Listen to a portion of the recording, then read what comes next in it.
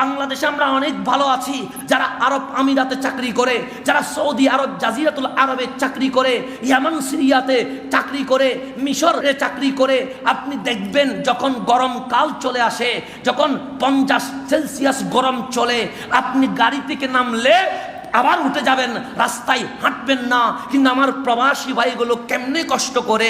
আমি দুবাই গিয়ে একটা দোকানে আমাকে বারবার ডাকছে, হুজুর একটু কদমটা রাখেন, মোনাজাত করতে হবে। আমি নেমে আবার উঠে গেছি। গত বছরের আগের বছর আগস্টে গিয়েছিলাম, নেমে আমি উঠে গেছি। আমি বলছি আমি দোকানে যাব না।